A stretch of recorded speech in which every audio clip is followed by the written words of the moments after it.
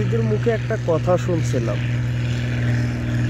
যে নদী বয়ে যায় সে নদীর নাকি স্থল নাই, আর যে নদী ক্ষয়ে যায় তার কোনো কূল নেই। মুরব্বীদের মুখে এ কথাটা খুব শুনেছিলাম। গতকালকেও যে সাগরটা উত্তাল ঢেউয়ে মানে ভয়ঙ্কর একটা আকৃতি রূপ ধারণ করছিল, সেই সাগরটা আজকে একেবারে ঘুমন্ত শান্ত হয়ে গেছে। মানে মনে হচ্ছে এটা সাগর না। আপনারা কিনারের ঢেউগুলো না দেখে একটু বাহিরের দিকে একটু চোখ মেলে দেখেন, তাহলে বুঝতে পারবেন। গতকালকেও আমি একটা ছোট্ট একটা ভিডিও আপলোড করছিলাম, যেখানে প্রচণ্ড রকমের ভয়ানকভাবে ঢেউ ছিল। আজকে সাগর একেবারে শান্ত, মনে হচ্ছে সাগর একেবারে ক্লান্ত। মানে একজন সুস্থ স্বাভাবিক মানুষ যখন অসুস্থ হয়, যখন তার শরীরে আর কোনো শক্তি থাকে না, বল থাকে না, মানে সে একেবারে নিস্তেজ হয়ে যায়, আজকের সাগরটাও আমার কাছে ঠিক তেমনটা মনে হচ্ছে সাগর একেবারে ক্লান্ত হয়ে গেছে। সাগরের বুকে কোনো প্রাণ নাই, মানে একেবারে নিস্তেজ। মনে হচ্ছে এটা একটা সাগর না, এটা একটা মানে খেলার মাঠ।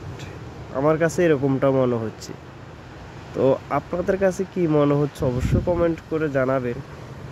তো যে কথাটা বলছিলাম, যে গতকালকেও সাগর একেবারে উত্তাল ছিল, ঢেউ ছিল, মানে ভয়ঙ্কর একটা রূপ নিয়ে সাগর ভয়ঙ্করভাবে ঢেউ আছড়ে পড়ছিল। আজকে কোনো ঢেউ নাই, আজকে সাগরটা একেবারে নিরিবিলি, একেবারে শান্ত। তো মুরব্বীদের যে কথাটা আমি ফার্স্টে বলছিলাম, যে নদী বয়ে চলে তার কোনো কূল নাই, যে নদী ক্ষয়ে যায় তার কোনো, যে নদী বয়ে চলে সে নদীর কোনো স্থল নাই, আর যে নদী ক্ষয়ে যায় তার কোনো কূল নাই। আসলে এই দেশের এই সাগরগুলোর স্থল কিন্তু অনেক গভীরে, কিন্তু